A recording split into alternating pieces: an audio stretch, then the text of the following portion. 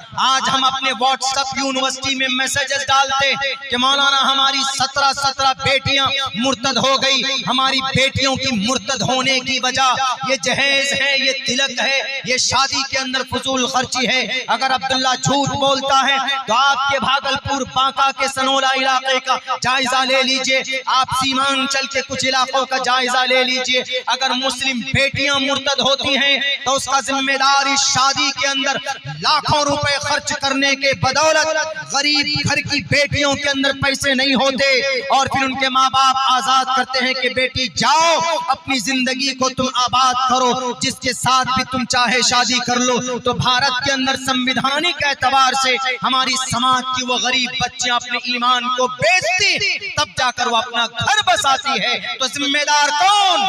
हमारा नौजवान। जिम्मेदार कौन? हमारे समाज के लोग। बिकॉज ऑफ इलिटरेसी, जहालत की वजह से ऐसा होता है।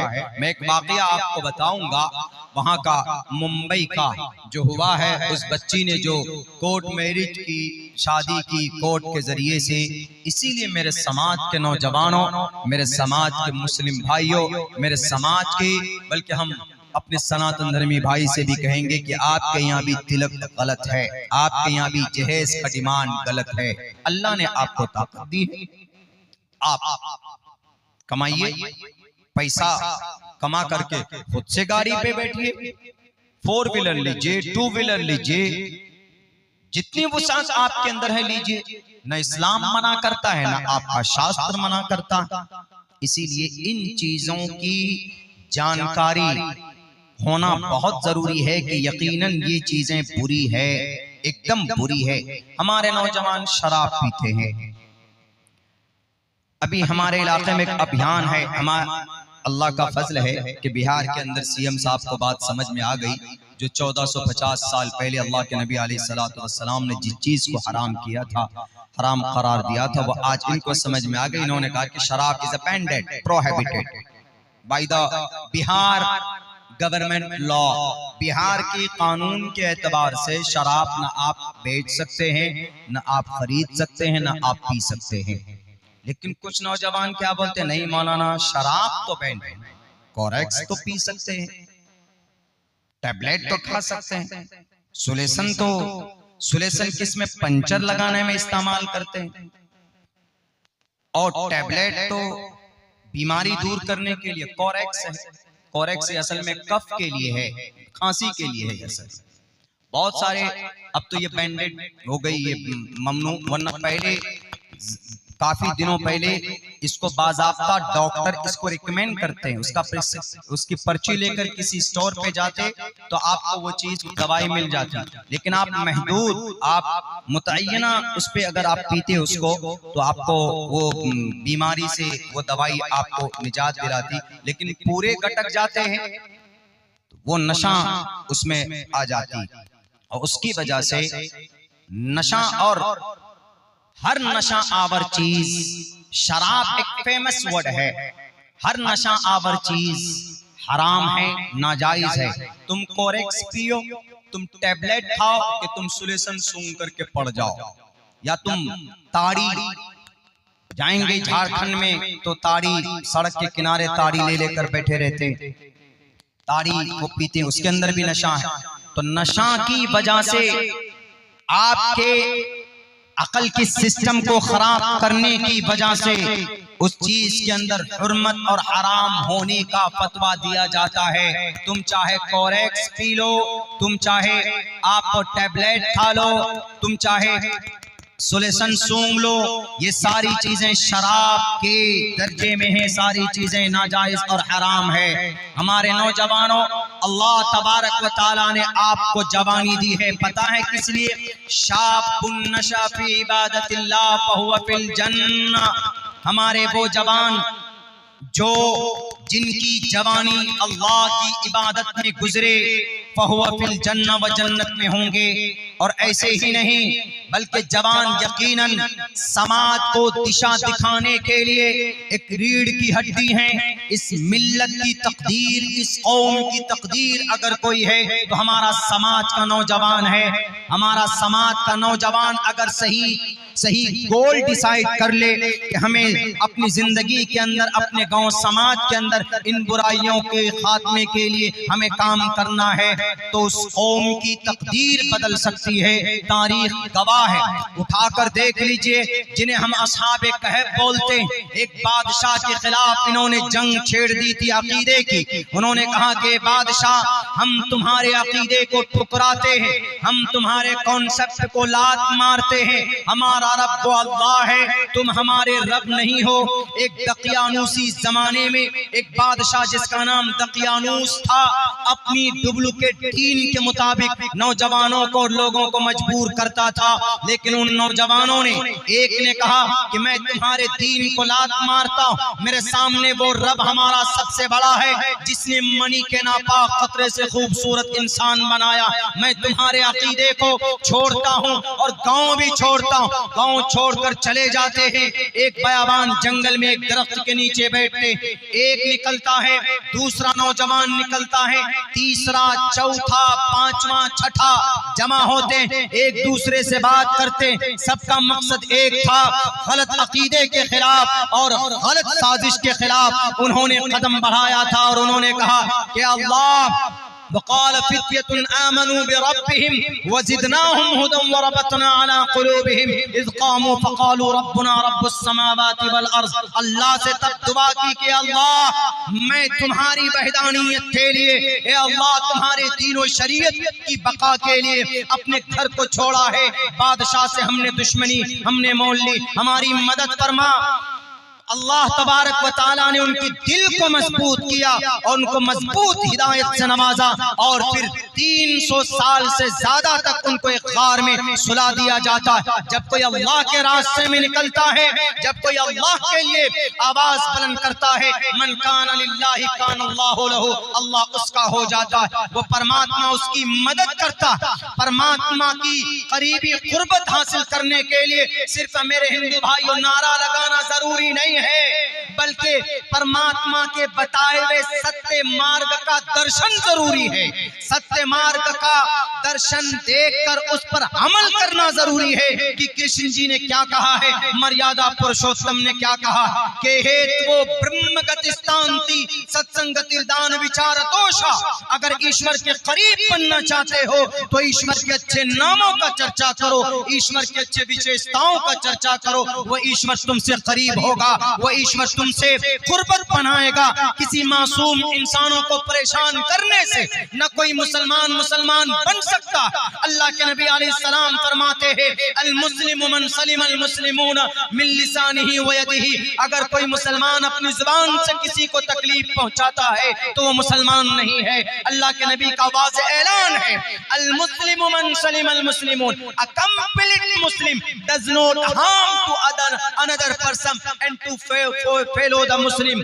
किसी दूसरे को तकलीफ पहुंचाता है तो वो मुसलमान नहीं है। मेरे भाइयों, अल्लाह तबारक व तआला ने उनकी मदद की 350 साल के बाद जब वो उठे, लेकिन अल्लाह तबारक व तआला ने हर कदम पर उनकी मेहनत की थी। अल्लाह ने जवानी दी थी। वक़ाल फ़ित्यतुन, जवान थे वो।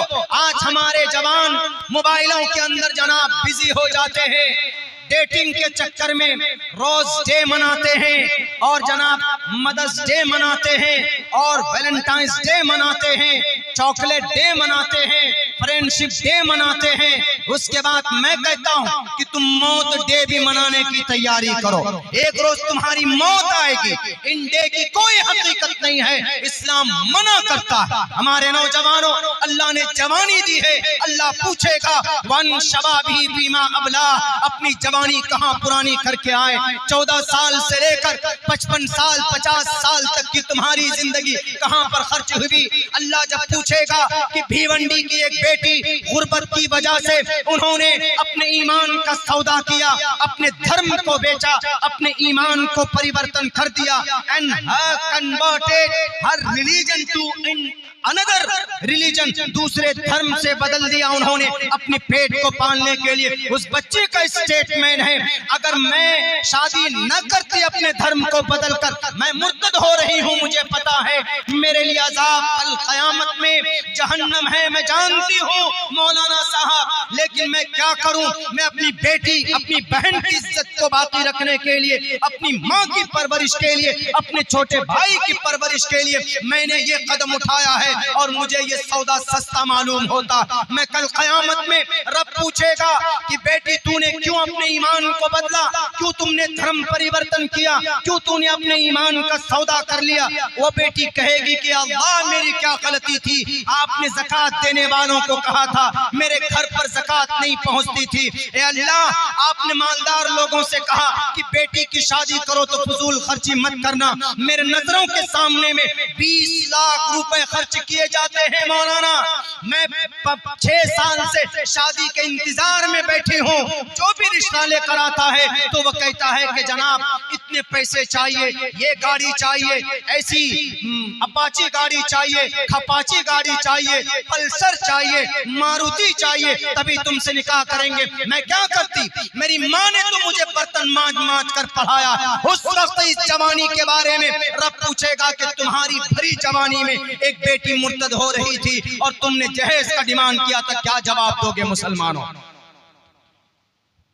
आज मुर्तद हो रही है हमारी समाज की बच्चियां। हम लोग अफसोस करते हैं, व्हाट्सएप के ऊपर, फेसबुक के ऊपर डाल देते हैं, बड़े अफसोस की बात है, लेकिन अमली एतबार से कुछ कर रहे नहीं। हमारी ही गलती की वजह से हमारी गरीब बच्चियां मुर्तद होती हैं। इसीलिए आज से आज़्म कीजिए कि हम लोग अपनी शादी को बहुत आसान बनाएंगे, बहुत आसान, सिंपल साधारण तौर पर शादी कीजिए। अभी आप चले जाएं राजस्थान के इलाके में मेरे भाइयों, बहुत सिंपल और साधारण शादी वो लोग करते हैं। 11 बार आदमी जाते हैं वहाँ की। जो मैं वो तंजीम एक मकतबे फिक्र है, मैं तो इन मकातिब फिक्र की इंतशार वाली बात में नहीं आता हूँ, कभी भी मैं करता भी नहीं हूँ। वो अहले हदीस के लोग हैं वहाँ पे, उनकी एक तंजीम जो बनी हुई मुझे बहुत पसंद है। 11 आदमी जाएंगे शादी में, 11 आदमी जाते हैं और उनके लिए खाने का नज़्म करोड़पति हो। मैं खुद शरीक हुआ हूँ एक शादी में, मैं बोल रहा हूँ राजस्थान मांडलगढ़ में, भीलवाड़ा डिस्ट्रिक्ट में। 11 आदमी जाते हैं और खाना उनके लिए सिंपल बनता है, करोड़पति है लेकिन सिंपल, दाल चावल खा के बच्चे को लेके आ जाते हैं। लड़का अपने हैसियत के एतबार से 200, 300, 5, 10, 15 जो भी हो वलीमा करता है। हमको बहुत अच्छा लगा। अगर कोई 11 से 12 आदमी जाता है तो 11,000 रुपए जुर्माने लगते हैं। तो हम लोग अगर चाहें, हमारे नौजवान अगर चाहें तो ये बुराइयां खत्म हो सकती है। शादी में कम से कम 25-30 हजार रुपए तो ढोल बाजे वाले को दे देते होंगे, मेरे ख्याल से ज्यादा ही देते होंगे। और शादी नशे में धुत होकर डांस करता है, उनसे पूछो कि सूरह फातिहा क्या है, वो बताएगा नहीं भी आपको।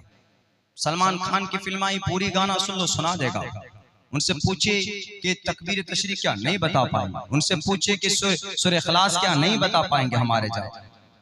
गाना सुनना सुनाना गुनाह और पाप है। कुरान करीम पढ़ना, पढ़ाना, सीखना, सिखाना सबसे बड़ा काम है। खैरुकुम मन तअल्लमल कुरान बरकत। तो जिहालत की वजह से बहुत सारी चीजें वजूद में आती। बीच में एक बात जिहालत की जब आ गई है, तालीमी वो है, एक हिंदू मुस्लिम के बीच में अब देखिए बहुत जिहालत नाखानदगी की वजह, चूंकि सनातन धर्मी भाई बैठे, मेरे सनातन धर्मी भाई हो, मेरे मोबाइल में क्या, अभी मेरे लैपटॉप चोरी हो गई है, उसमें तकरीबन 10-11 हजार किताबें थी। बहुत दूर दूर से किताबें मंगाई थी हमने।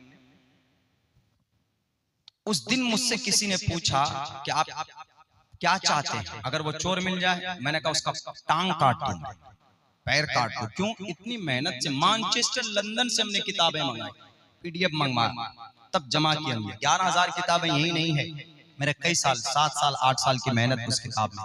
अब बहुत सी जगहों पे उनको मंगाना फिर पड़ेगा। वो किताब लेकर गया, वो उसको तो कुछ पता भी नहीं चलेगा कौन सी किताब उर्दू में है, हिंदी में है, इंग्लिश में है, लेकिन ये वो पहुंचाएगा नहीं, वो भेज देगा, उसको फॉर्मेट करेगा, भेज देगा। कुरान में एक आयत है, अस्सारिकु वस्सारिकतु फक्तू ऐदियहुमा, हमारे सनातन धर्मी भाइयों, मैं आपकी किताबों को बहुत शौक से पढ़ता हूँ, बल्कि मैंने संस्कृत बाज़ाब्ता ग्रामर इसलिए सीखी है ताकि मैं तय तक जाकर पढ़ सकूं संस्कृत को, आपके शास्त्रों को, कि आपके शास्त्र में क्या बातें लिखी हुई है। यकीनन बहुत सारी अच्छी बात लिखी हुई है। लोगों की गलत फहमी और अफवाह और जहालत की वजह से हमारे और आपके बीच में दूरियां बढ़ गई, वरना आप सही तौर पर देखेंगे तो बहुत करीब करीब हैं। आप बड़े भाई हैं, हम छोटे भाई हैं। आपके पास शास्त्र ऋग्वेद है, हमारे पास शास्त्र कुरान है। फर्क यह है उसके अंदर खुर्द बुर्द कर दिया जाता है। जमाने के एतबार से कुछ लोग चाहें तो अदल बदल सकते हैं, चूंकि वो किताबें महफूज नहीं है, लेकिन कुरान महफूज है, इसको कोई अदल बदल नहीं सकता है। तो उसने हमसे कहा कि क्या करेंगे? हमने कहा कि चोरी करने वाले का हाथ काट दिए जाए। एक ने कहा कि ये तो बड़ा सख्त कानून है इस्लाम में, अस्सारिक़ु वस्सारिक़तु फ़क़्तऊ ऐदियहुमा, चोरी करने वाले मर्द, चोरी करने वाली औरतें, मर्द औरत, फ़क़्तऊ ऐदियहुमा, उनके हाथ काट। किसी ने कहा कि बड़ा खतरनाक कानून है ये, तो चोरी करने वाले के हाथ काट देंगे तो जिंदगी भर के लिए अपाहिज हो जाएगा। हमने कहा कि ये लग रहा है कि बहुत बड़ी सजा है, लेकिन जिसका सामान करता है, जिसकी चीज चोरी होती है, उनसे पूछो दिल पे क्या बीतती। मेरा सामान चोरी हुआ, शेरवानी मेरी लेकर गए, वो मेरे चार्जर लेकर चले गए, एक एक सामान, छोटा सामान उनको कलेक्ट करने में, जमा करने में टाइम लगता है। और वो लैपटॉप जो सबसे बड़ी चीज है हमारे लिए, हमारा original documents, Aadhaar card, PAN card, debit card, credit card, सब कुछ उसी में था, लेकर चला गया। हमने कहा कि जिसके साथ जो जद में आता है उनसे पूछो, उनसे कहो कि चोर के साथ आप क्या करना चाहते हैं, तो वो तो कहेगा कि कुरान में तो बड़ा आसान है, हाथ ही काटो। लेकिन जिसका सामान चोरी किया उससे पूछो, वो तो कहेगा कि भाई उसका गला काटो, पैर तो काट ही दो। कुरान का कोई भी ऑर्डर आगे पीछे से जब तक नहीं पढ़ेंगे मेरे सनातन धर्मी भाइयों, आपको समझ में नहीं आएगा। पता है आपको क्यों दूर किया जाता है? जो गलत फहमी है नाखानदगी की वजह से, मैं उस पर बात करता हूँ। उसके बाद आखिर में फजीलत उलमा पर और कुछ मदारिस के ऊपर बात कर मैं अपनी बात करूंगा, क्योंकि बहुत बड़े आलिम दीन तशरीफ लाए हुए हैं, उनकी बात हमें भी सुननी है और आपको भी सुननी।